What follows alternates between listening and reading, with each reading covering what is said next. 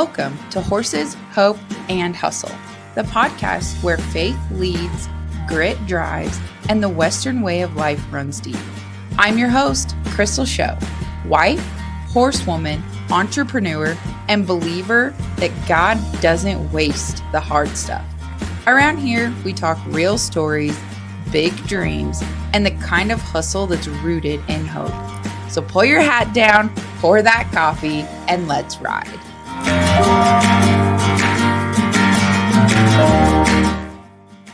Today we're talking all things horse sales. What really moves good horses, what buyers are looking for, and how transparency builds trust that lasts. I'm sharing behind the scenes insight from the Colorado Horse Sale of Colorado, the Southern Belle Classic of South Carolina, and Big Sky Horse Sales. 3 programs built on honesty, hustle, and results. Whether you're a consignor, a buyer, or just someone who loves good horses and good marketing, this episode will help you sell smarter and stand out with integrity.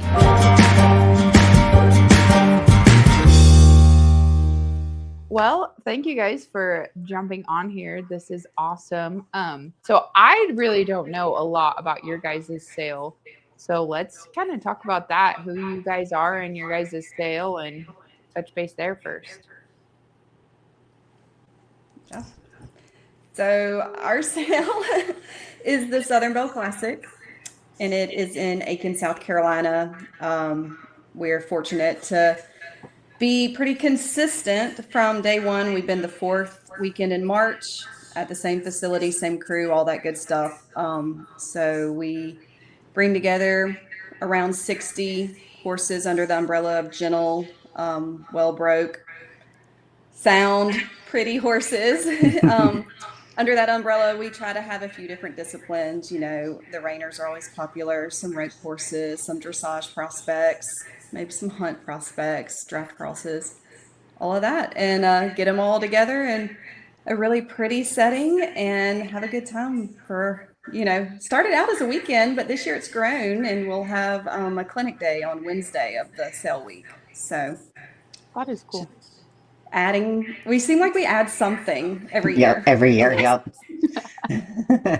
How long have you guys been putting this sale on? 2026 will be our 4th year. And Charlotte, let's talk about Colorado Horse Sale. Why are you? Oh, you're on mute. There you go. So I'm Charlotte Wolf. I live in Colorado, and I'm the Colorado Horse Sale. We have 5 live auctions annually.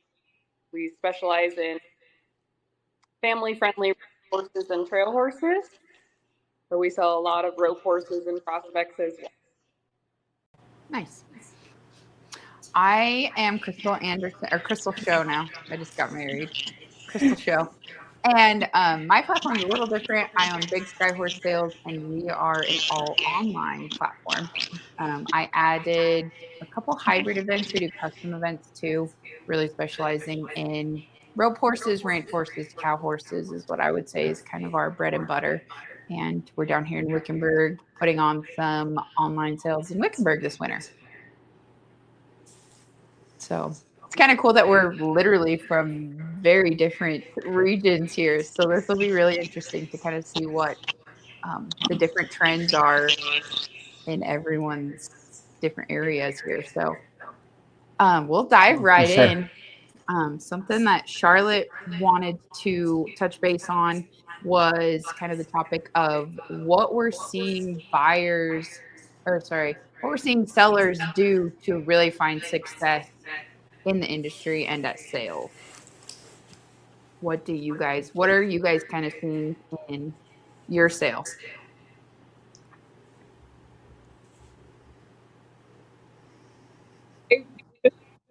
My perspective, there's so much responsibility on the auction company, and we are really good, I'm sure you guys are too, about preaching what we can do for others and what we can do for our customers. But I always remind customers that, like, at the end of the day, they're the ones making the transaction.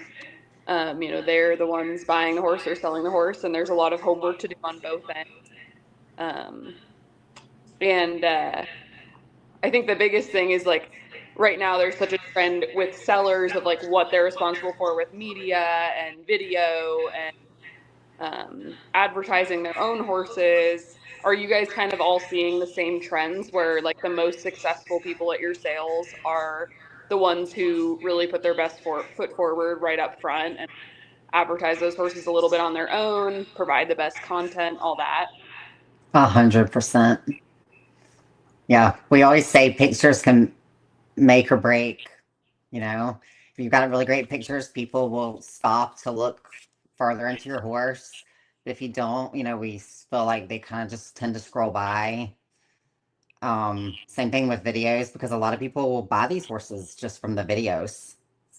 So, yeah. We always say you can have the best horse out there, but if nobody stops to look at it, they're not going to get seen. So yeah, it's such a bummer when those horses get overlooked. Yeah. But you're like, well, do your homework, do that work up front. That's right. And just sometimes it's 30 more minutes. Like, let them finish drying before you take that picture. It's not like necessarily hiring an entire media company. It might just be just that tiny little bit more. Or let them finish eating. Yeah. Right. Don't have the manure pile in the background. Yeah. I see so frequently with pictures, like people, you can tell they don't have a helper. You can tell they're trying to do it themselves. They don't have a person with them. They're trying to ground tie the horse. And to me, it's so easy to tell those pictures. Oh, yeah. Yeah. And I'm like, if you could just get, even if you have a 5-year-old kid that can just stand in front of that horse. Yeah. The helper's the hardest position. Yes. That is right. That's the hardest job. And so Tiffany has an entire file on her computer of like, I would say bloopers, but they're not. But it's me like bent over, trying to get the horse's attention, crawling across the ground, like and jumping. She uses it. Yeah. And it's the worst images ever. And she uses it as blackmail against me constantly. She'll just send me a picture of an outtake of me and just like crying faces, But you do need that helper. Yeah. That is hilarious. They're important. They are. I feel like you should like go into sale pictures like knowing that it is going to be a very frustrating X amount of time, but also knowing that it's worth it's going to pay off in the end. Mm-hmm.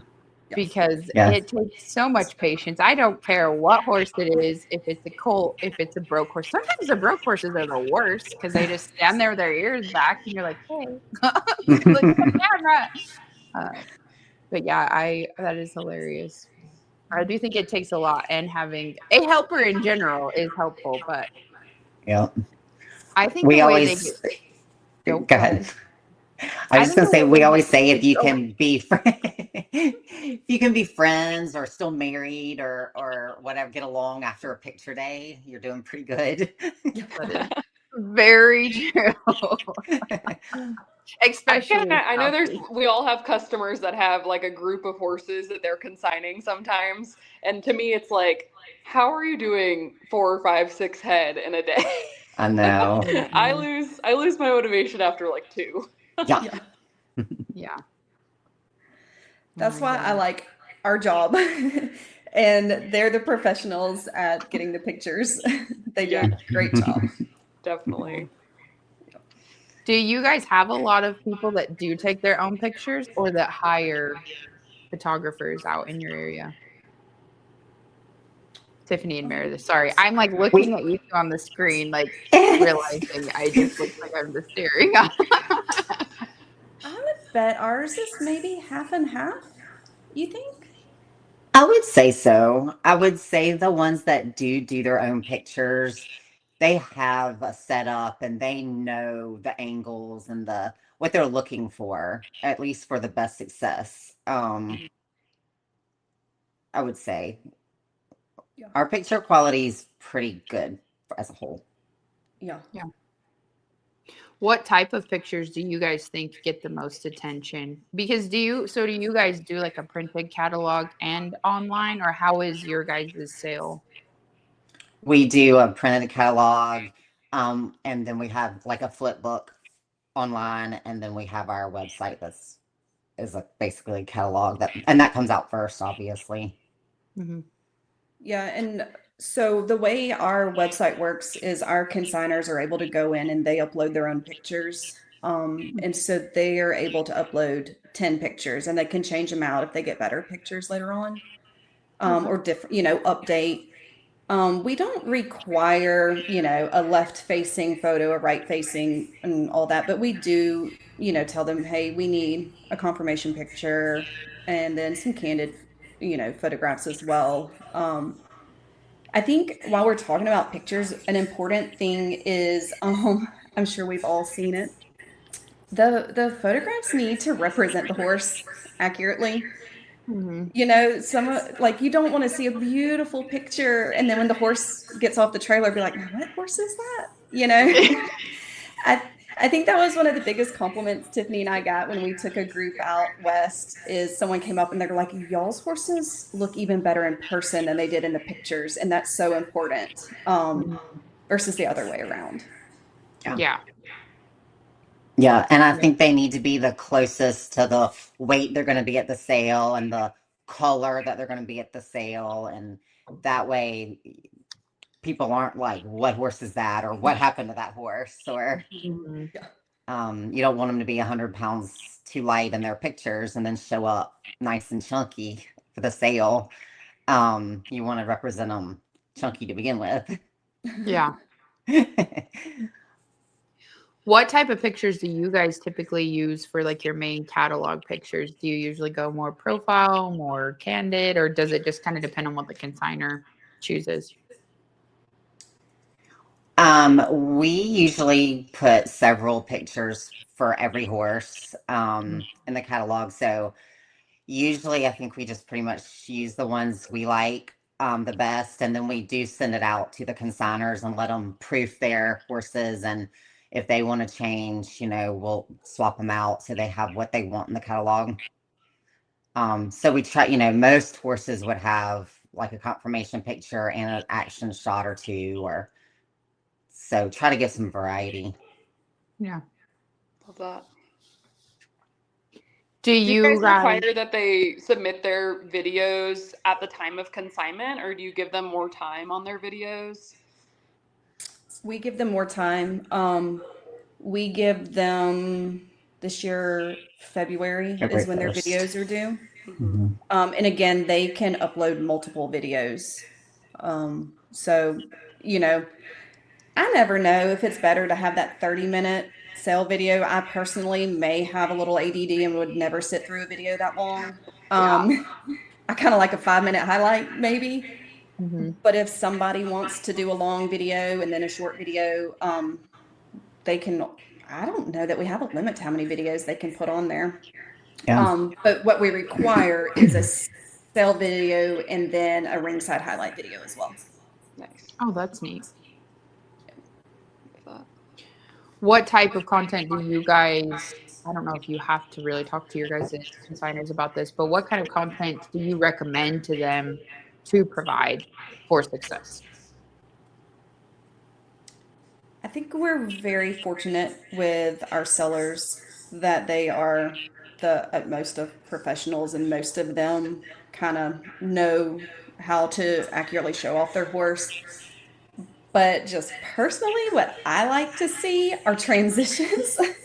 I like harp on that. I don't care about seeing your horse walk for a minute, but I want to see that transition up, down between all the gates.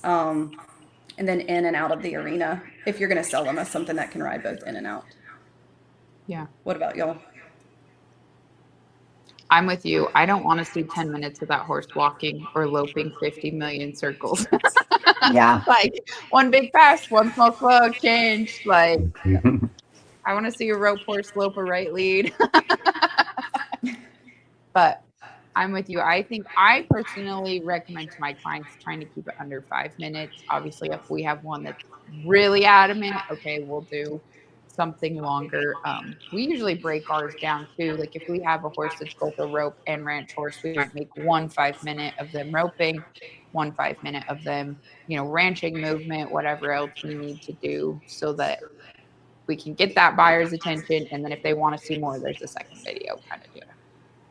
That's one thing that I think is important is if they're going to sell this horse as a, competitive reiner, I think there needs to be some videos of them doing that. Mm-hmm. And, not just say, oh, yeah, well, he's won this and this and this, but let's see at least a little snippet of it. I think that's important. I I agree. I agree. think there's so much to it with, people can tell any story they want, but till you see the horse doing it, it's hard to put a price tag on, Hmm. what that horse is really worth. Hmm. And when people see the horses, that's the first thing they say. Well, do you have a picture of him competing or roping and then when they're like, nope, I feel like it kind of leaves the prospective buyer kind of like, well, Yeah. does he really Yeah. do it? So, Yeah. I think that affects the price too, because it's like, oh yeah, I told you this was a rainer. I told you that he had shown, but it's like if you don't have video proof, then kind of people are gambling their money on that. Yeah. I've found with some of our older generation, kind of this transition of really like quality marketing, like with the photos, the videos, and a lot of online sales. My older consignors, it's a little tougher because they're like, no, I promise you. And I'm like, I don't think you're not telling the truth. It's that we need to have proof or they're gonna go find the horse that does.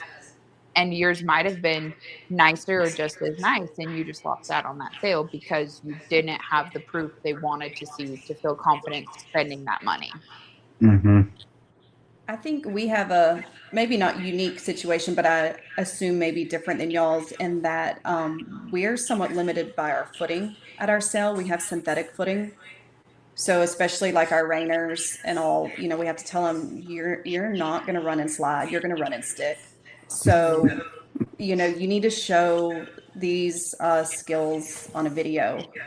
Last year we started a preview on cattle right down the road, which has been great. But prior to that, if it's a rope horse, if it can stand flat footed amongst the steers, it had to be on video. Um, Yeah. just because we got nice springy footing, but Yeah. it's limited. Yeah. Mm. I ran into that same problem. I took over a horse sale up in Montana. It's called the Nile, and we do AQHA show, our little fraternity, and then a horse sale. And in years past, it had kind of shifted towards more of a production sale, and I was really pushing on more riding horses. And that's what I really noticed with those riding horses because with the time constriction, because it's a whole livestock sale, so we have to share the facilities with all the livestock. And the horses that did have all that video, we made sure to play it everywhere. Like we really promoted it. We had big TVs on the side of the sale ring. We had, as much as we could do. But those horses that had proof that came in and were like, this is a ranch horse, and then had videos of him doing it, they sold so much better. And I do think there was a couple horses that maybe didn't reach their full potential, but there was no proof of what they could do or how nice they were. And unfortunately, we were kind of like that too in our preview, just a little limited, but kind of spoke volumes of, hey, this one had video and this is how this horse ended up selling. Hmm. I don't know about you guys, but we sell a lot of like family horses, and it sounds like you guys do too at the Southern Belle. And I always tell people, not only is it unfair to say that it's a kid's horse without a kid riding it, on the flip side, if your kid can ride it through the sale and through the entire weekend of marketing it, there's so much value, in the legitimacy of that horse. Hmm. And that's been really eye opening to kind of share that with consignors. And we've even brought in a few kids that I'll not necessarily hire out, but I'll give people kids' numbers and say, hey, if this kid's in your area and you need to represent this thing as a kid's horse, it's worth your investment to, get this kid to ride this horse a bit and represent it at the sale for you. Um, just because, yeah, there's so many people that want a kid's horse right now. And to me, I wouldn't buy a horse for a kid unless there was a kid on it. You can't. How do you Yeah, take that word for what it's worth? So, that's um, right.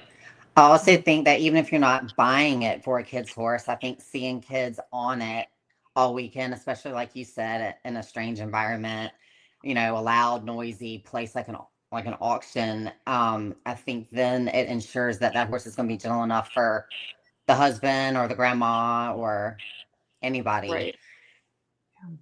Absolutely. Yeah. What, maybe you guys don't see this as much. What are some do not use or steer clear from as far as the content that you bring to your either your photos, videos, some this is going to hurt you more than it's going to help you tips? Incorrect tack. Yeah. Ooh, that's a good one. Do not try to tell me your horse is a jumper and you've borrowed your neighbor's dressage saddle, because that does not work and it looks silly every single time. Mm-hmm. Know your bits. So, I mean, I grew up in the English world.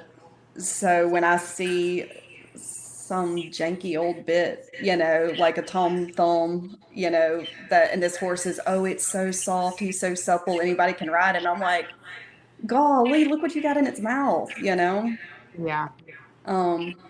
Or the billets hanging out, not tucked in, just that's one of the first things I see on some pictures. I'm like, oh no, we cannot. I hate to tell you, you're going to have to wash that gray horse up again and retake that picture because we cannot. Or Yeah. she says, Tiffany, can you edit those billets out? Oh my gosh. Oh, Just tuck that in real quick Yeah. on Photoshop. Yeah. Yep. Yeah. I think the same goes for people too, right? Like, dress professionally in your video. Mhm. Don't wear your Crocs unless you're proving a point that you can go swimming on your horse. I do not want to see your Crocs. Mhm. Yeah. what do y'all think about the costumes, the blow ups, the way out there stuff? Like, it seems like a few years ago there was one or two, and now I feel like there's a monster leading every other horse. I despise it, to be honest. But I guess it proved the point with the gentleness, but it's also like we could do that in a different way. I know. I'm more I like it crisp, I want a crisp video. No, not necessarily no frills, but I don't know about the monsters. What do you guys see that? What do you guys think of that? A little bit here and there, and I mean, all respect to them, because I promise you I am not hopping on my horse in that costume, because there's only one way out of that situation if it goes bad. But it does start to lose the effectiveness when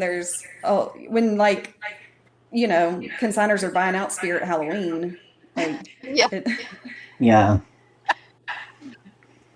But kudos to him for being able to do it. Yeah. Right. That's where I'm at. We had a sale video one time with a real estate sign, those big real estate for sale signs that blow in the wind, or maybe they're outside a car dealership or something. And we did have one video where a gal rode her horse right next to a real estate sign, and I was like, that's catchy, and proving a point. Yeah. She opened the video like that. That worked for me. Yeah. It had class, and it was crisp, and the horse looked good, and it wasn't too out there. I liked that a lot. I definitely think there are classy ways to show how gentle they are. And I think you can get away more with the kids doing fun things like that, kind of going back to kids. But, when you got some kids running around and sliding off their backs and, waving stuff at them, I think that just goes over maybe a little bit more tactful. I don't know. Mm-hmm. Yeah. Definitely. Hang tight. We'll be right back after a quick word from our sponsors. This episode is brought to us by Big Sky Horse Sales. From Montana to Arizona, Big Sky is your trusted online auction platform for quality rope, performance, ranch, barrel, and trail horses. Check out our Wickenburg online sales series December through March. Shop current consignments and stay tuned for the 2026 sale lineup, or contact us today to book your custom event at bigskyhorsesales.com. Big Sky Horse Sales, built on trust, backed by quality.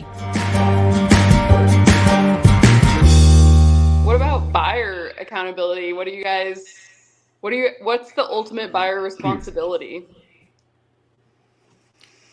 Do that homework before you place your first bid. We preach it. I know every cell is different in what their requirements of their consignors are. In our particular cell, we do require a vet exam and a series of x-rays out of every horse, and we put them on our website. Last year, we had a vet available to read the x-rays, and we put it all out there. We really want them to see everything they possibly can, and then also have a vet on site available for additional pre-purchase work. So that's kind of like on the, I don't know, medical side. I don't know what you would call that, like on the vet side, but also call and ask questions, and be honest about what you're looking for, your abilities, what the horse is expected to do. I know we've had an instance where someone called one of our consignors on their horse and they were like, hey, this is not the horse for you, but my buddy, he's got a horse in this sale. Let me give you his number. I think sellers want their horses to end up in the perfect home. But yeah, as far as like buyer accountability, I think just being honest and be honest about your abilities and what you want the horse to do. And then also take advantage of all the work that's been done for you to see everything about the horse. Watch the videos, look at whatever medical stuff is available to you. Mm-hmm. And I totally agree with what you're saying about consignors recommending another horse. And to me, it's so important that the buyers listen to that. They're not telling you that because they don't like you. They're telling you that because they want the best for you and your new horse. Mm-hmm. And we've definitely had that come up where consignors have said, hey, he's not a good fit, but this one will work great. And I've had buyers not listen and buy the horse anyways. And they're like, man, I wish I would have listened. Yeah. I think that's important. What you're saying is don't overlook or refuse to hear what's being told to you, even though it's the prettiest one, it's the color you wanted, it's the height you wanted. Like you got to listen to what they're telling you, because these sellers, they put so much time and work into these horses. They love them. They love what they do. And they really do want the horses to end up in the best spot and for the buyer to be happy. Yeah. I'm sure all of you guys inevitably, just being involved with auctions, have had people buy like impulsively and not talk to the sellers beforehand. And it is crazy how the sellers will call me and be like, hey, who ended up buying my horse? And they're kind of sad. Like they wish they could have gotten to know that person and know where their horse was ending up. Mm-hmm. Going kind of back to your guys' consignor requirements with the vet exams and x-rays, did you guys start off doing that when you started this sale? Yep. Sure did. Yes. I love that. I think it is phenomenal. I just last year started requiring like every single riding horse we created. I worked with a vet and we made a vet exam, and then anything with like over a certain price range, like you have to come with radiographs. I think that is huge, especially right now.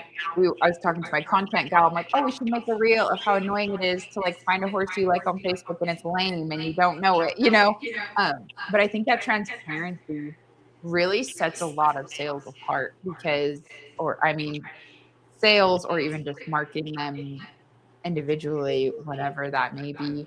Have you guys had very much pushback from consignors or potential consignors because of that, or have they all been pretty willing? It's a non-negotiable. Yeah. I think that we've had people not apply. Yeah. When they call and they say, what are the requirements? And we list them all out. Because along with the vet exams, we do have 2 required previews, and then an optional preview. And we're also a long way to go. We know that. So by the time we rattle off all the requirements to be considered into our sale, there's some they don't call back, and that's okay. That's probably wasn't a good fit. Yeah, or they know it's not the place for that horse, and I respect that and appreciate the fact that they're like, yeah, nope, maybe in a couple years. From day one, and we've never had any pushback. I do think it's important to say too, though, with the vet reports, the x-rays, all of that, we loudly say this, we are not vets, but I can count to 10 really well. We require 10 x-rays, and we count and we make sure they are all there, and we publish them. But you don't want two non-vets like us reading x-rays. We don't give opinions on them. We collect them and we distribute them, and you know, that's where that ends. Yeah. I think that's kind of important on the buyer side too, to consult someone they do trust to read them better. Because yeah, we can all look at an x-ray and be like, I don't know, I think this is a foot. Like, Yeah. I don't know what this is. Yeah. Yeah. We're Yeah. not guaranteeing the x-rays. We're just providing them. Yeah. I think is, yeah. Do you guys sell horses with a guarantee? Do you have a 5-day guarantee or anything like that? No. We Your provide guarantee is you better look at the x-rays in the vet form before the sale. We provide everything that we can possibly think of, and constantly try to find ways to improve. For instance, there is one of the image reading softwares, I cannot remember which one it is, but when the consignors send the links to their x-rays and I see that one, I'm just like, oh no. Because when we go to download them, it strips the patient name off of them. And I mean, I have contacted the company, the software developers. Sometimes there's an update that can be done that helps. But that's something we ran into, I think, on our second year was, I mean, this one consignor went above and beyond and had like 30 images. But that horse, and it was the horse's images. We know that. The name was nowhere on them. And I was like, this isn't, it's not a good look for somebody. And we were able to work through it and, provide people. I think that we sent them back to the consignor. She was able to provide the direct link to people that needed it. But, now that's an additional requirement is when you send them to us, the patient name has to be legible on the x-rays. So just like we said, every year we find one more little thing that we can just continue to add to the transparency, and just really do our absolute best to put everything out there about any horse that comes through this sale.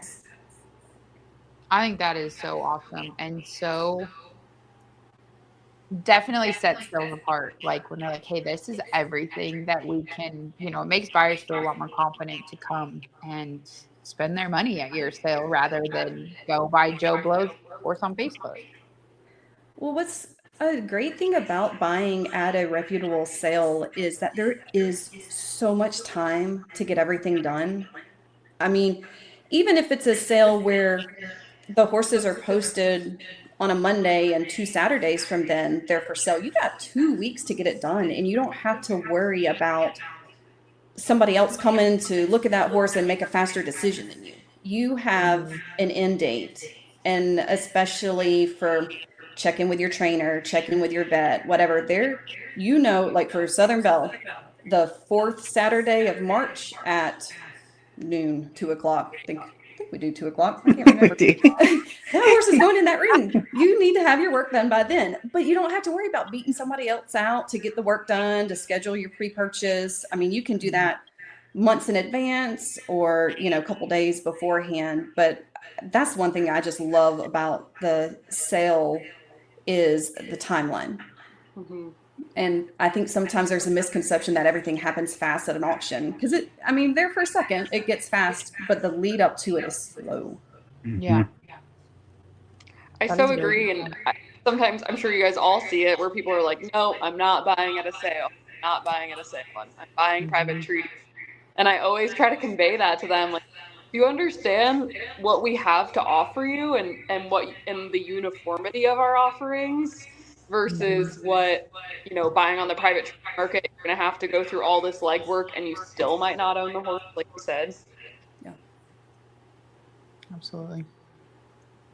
Do you guys run into any issues with the vets not wanting to do? I know in Montana, it has been very rough because we call our vet form just a pre-listing, like not a pre-purchase, but there was a lot of problems with vets no longer wanting to do any kind of pre-purchase. Do you guys run into any of those issues? No. No, We haven't heard of that. No. you guys are lucky. Yeah, I think it's a lot of the old ranch style vets, Crystal. We have a lot of that too, and they're like, Yeah. nope, I don't want my name on this horse sale deal. I don't want my name on that, and Huh. I just want to look at cattle. A lot of the guys Yeah. won't even X-ray one, so you have to haul into a performance horse vet now. Yeah. Yeah. We basically use I mean, that is more what we use. Our Yeah. on-site Mhm. vet's more of a performance horse vet Mhm. Yeah. from right there in Aiken. Yeah. Yeah, that's interesting because we ran into even a lot of the horse vets around Billings. They won't do any type of pre-purchase because they were burned by some people. And so it was interesting because I have some clients that are like, oh, and I don't know if it's an excuse or what, but I'm like, sorry, if you can't get it and you can't clear with another vet, I can't list it on my website. Like I'm with you guys. Like it's a non-negotiable. I'm not going to waste anyone's time with this. Yeah. No, I've never even heard of it being a problem. Mm-mm. Yeah. Hmm. That's interesting. What made you guys want to start a horse sale?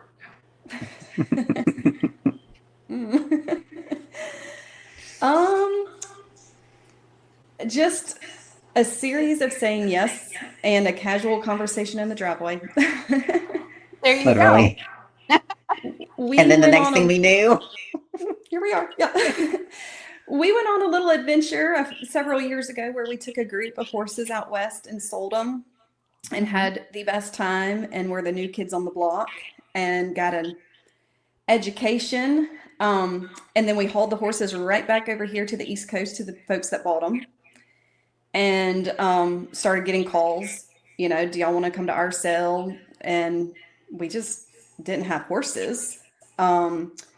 And so casually, I'm standing there on the phone in Tiffany's driveway, and she's like, just tell them we're going to have our own sale, and I was like, yeah, and we're going to have our own sale. And they're like, okay, tell us when. And I was like, okay, we're having a sale. And that was in the summer. And by the next March, we had it together and had our sale and really kind of from the get-go just shot for the stars, there was no name too big to call. I mean, what's worse someone can say is no. Yeah. And, really just tried to find the absolute best consignors and most reputable staff and consignors that we could find. And it's been good. And, but yeah, we always say in a world where you're always told or so often told to say no, protect your time, say no, we kind of go against the grain and we say yes most of the time. then we figure it out later. We do. We're like, okay, Charlie, yeah, nice we have to do this now, but I don't know how. But when it's worked for us, we always figure it out. Yeah. Might That's come with some blood, fantastic. sweat, and tears, but Yeah, Beyond running horse sales, I think we all have that in common. yeah. absolutely. And a lot of communication between each other, like Yes. between America and I, yeah. Yeah. That was fantastic. Are there a lot of horse sales out Arkansas, right? That's where you Us? guys are from? Oh, South Carolina, Oh, Aiken. South Carolina. I don't know where. Oh, Aiken. Okay, that's Aiken. where the That's where wire you got the dropped. A from, yeah. Yeah, I was like, are there a lot of horse sales out there? Nope. No. I know of one that's kind of like a every Saturday kind of deal, tack on one day and horses the next. Maybe it's like every other month. I don't know. Yeah. I've never been. Yeah. But definitely not select sales. Yeah. Well, that's awesome that you guys really got to capitalize on that out there. It was very neat. It is horse country where we are. So Yeah. I love it.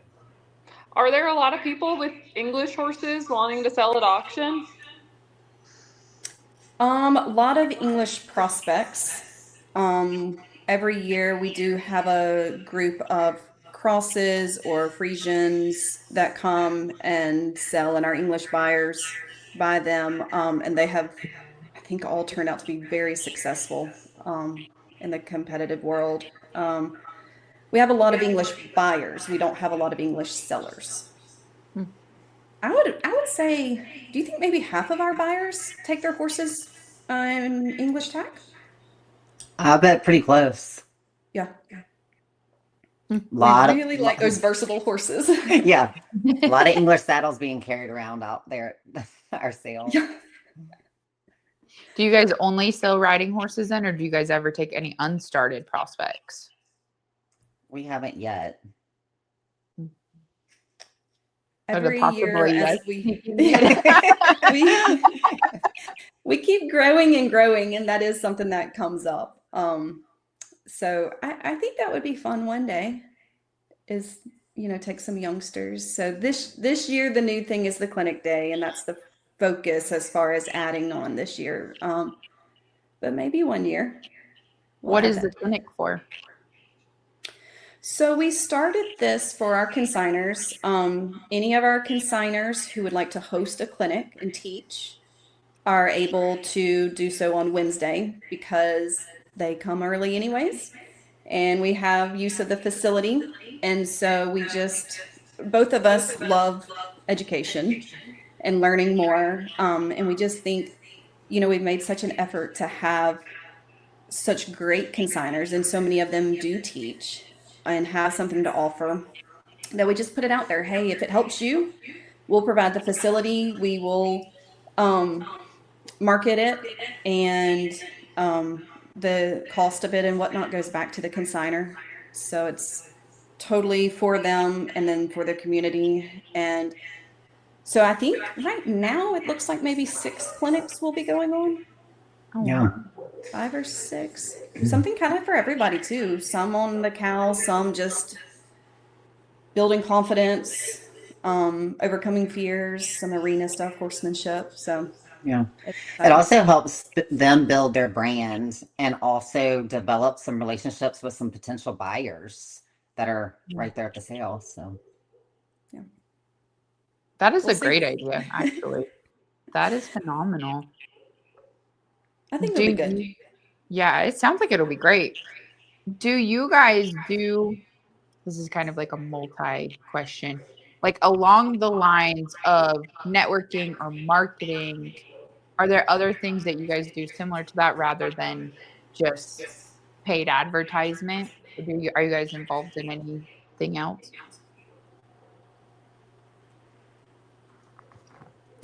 we I pretty know much do a Charlotte little is. bit of it all. Charlotte is phenomenal at this. Like, I admire Charlotte so much. She is amazing at building community within her sales. She does a lot of really awesome things. We probably need to be taking some lessons from you. Yeah. It's fun. They become your people, Yeah. That's kind of what I love. And I think if you give people a platform to enjoy themselves and to learn something and create a network, they just want to come back. So we've really focused on, like, we always do something on Friday night before our sales, whether it's a roping or a ranch rodeo or just a consignor meet and greet with dinner. We always do something, but beyond that, I love to give back. I do as much like sponsorship work as I can locally, and like there's a lot of kids that have pulled with us and they call me and they ask me to sponsor their IEA team. No brainer, Yeah. I love saying yes to that stuff. So I don't know about you guys, but to me, so much of the business is the community, and I've definitely enjoyed building it. Yeah. I think one of our favorite parts of the business is connecting people, like building relationships. So yeah, we do a Friday night dinner.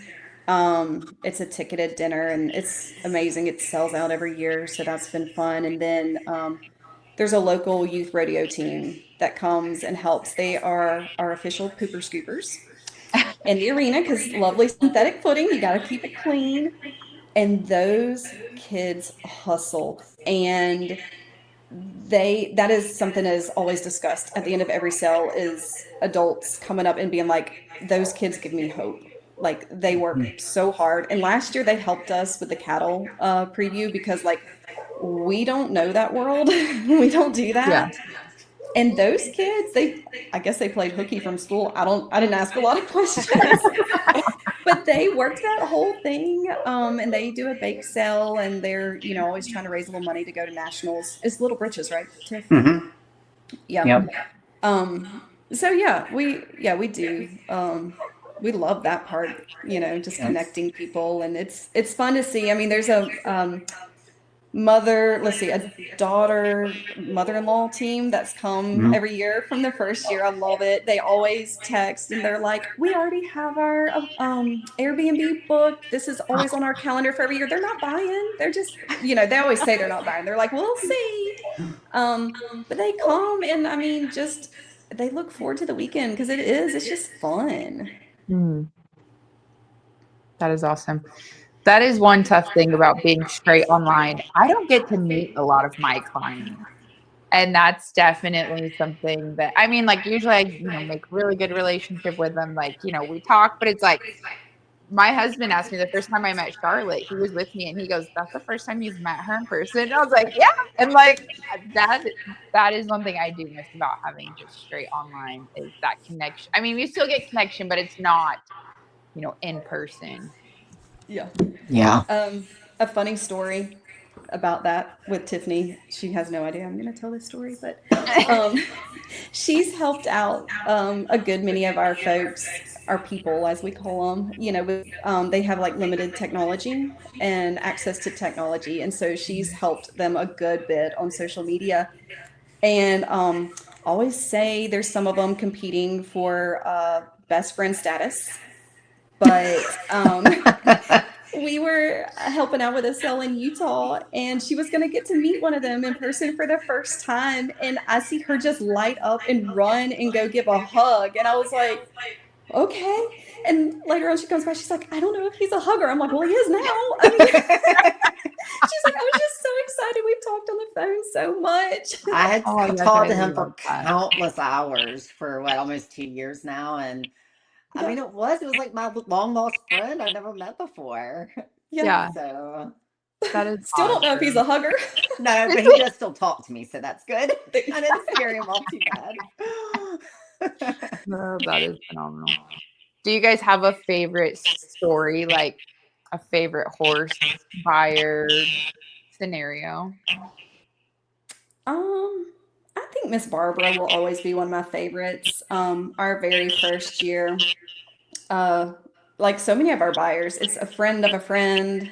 We usually, not usually, but a lot of times we do have a personal connection with our buyers. But she showed up the first year, and she is long retired, spry little lady, and she walked around with her tack and in hand for 2 days trying horses. I mean, she rode and she rode and she rode. I know I'd go buy my little golf cart. I'm like, Miss Barbara, do you need a ride somewhere? Oh no, I'm good. I'm good.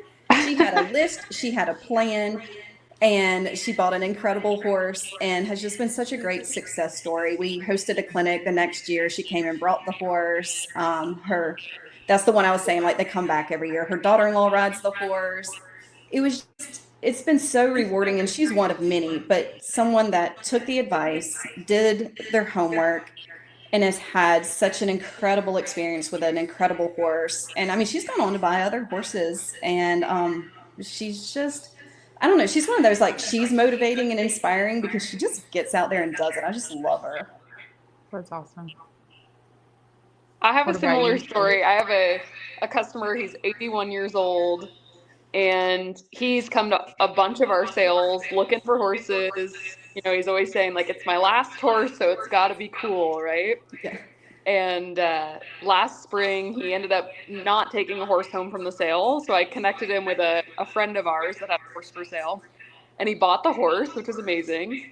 And then he shows up a year later, I hadn't seen him, and he's in the parking lot, and he gives me an envelope. And in this envelope, it's on my desk, is this card, like handmade, hand cut out pictures of him and his wife riding their horse that I sent them. Aww. And then he was like, I'm still looking. I think I might buy something this weekend. And I thought he was a tire kicker at the auctions. I was like, oh, he just comes for fun. He's not going to buy anything. And we were selling a mule in the ring, and it ended up being a high seller, but I had a phone bidder on. and the phone bidder was the second place. They didn't win the horse. And I looked up, and there's Ray, and he won the high seller. I had no idea that he was so Aw. interested in it. So that's kind of one of my favorite. It doesn't matter that the horse was the high seller. It was just cool that he came back and just like loved the connection, you know. Yeah. And now he always texts me before a sale, "Good luck, kiddo." And it's just like, oh, 81-year-old man. Yeah. It's those connections. Yeah. They're special. Yeah. Absolutely. We have folks that show up at our sale and we've talked to them for hours on the phone and now we do our podcast every year before the sale also. So, you know, there's been times I've had my back to somebody and I'm talking to someone else and I'll get a tap on the shoulder and they're like, "I knew it was you. I knew your voice," you know, because we talked so much. So that's neat. Just that, you know, whether you're listening to a story on the phone from somebody tell you about their heart horse that's not here anymore, or, you know, whatever, it's just making connections and spending time talking to people. We get to meet the absolute coolest people. And that's probably one of, if not my favorite part of this business, is just the connections that we make. Mm-hmm. I totally agree. I hope Crystal and I maybe can come out next year and see the sale. Yeah, Oh my that'd be God, that'd be awesome. so much fun. That would That be so fun. awesome. We would have the best time. Heck Yeah. Oh my goodness. It's our favorite Charlotte week and I of the whole need year. to hone down our plans. We have a lot of. We're gonna go do this. I want to go. I'm down. Let's go. Yeah, Yeah. we'll figure it out. What's the closest airport? Columbia. Columbia. Yep. Yep. Okay. Perfect. Can stay on site. There's like cute little cabins on site and everything. It's so fun. Oh my my God. gosh. That would be a Peach blast. cobbler for everyone, always. Wow. Peach cobbler is my favorite. I love peach cobbler. Oh, that'd be way fun. Heck Well, thank you guys so much for taking the time to jump on. It was awesome. It was so awesome to hear all the different perspectives from, you know, 3 different companies. And yeah, so Yeah. thank you guys. Yeah. We need to do it again. Yeah. New topic. Yeah. definitely. Yeah. Yeah. We'll think on it. Yeah. I'm game.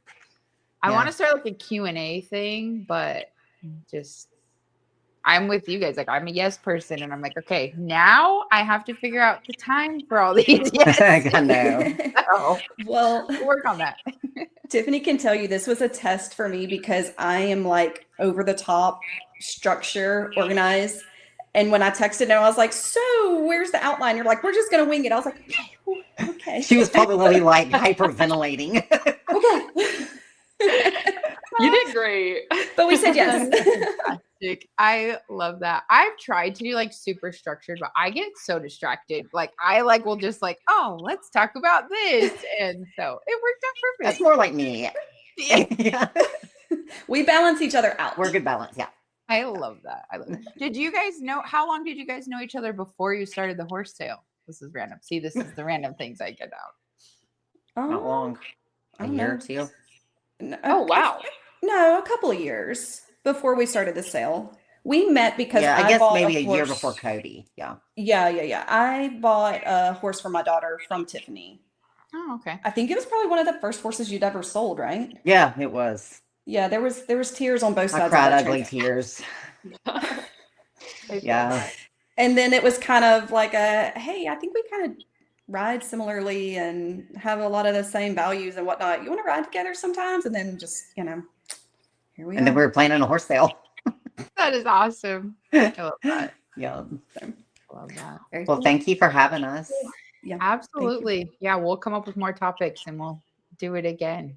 Okay. sounds fun. All right. All right. Awesome. Bye, Well, y'all. thank you guys. Have a great Yeah. rest of your day. Yeah, y'all. you too. Bye. Bye. Bye.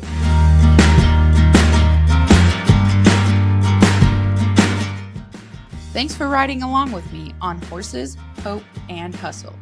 If you found even a little bit of inspiration or grit here today, share it with a friend, leave a review, or tag us on socials, and keep showing up for what truly matters. Until next time, stay true, stay tough, and keep hustling.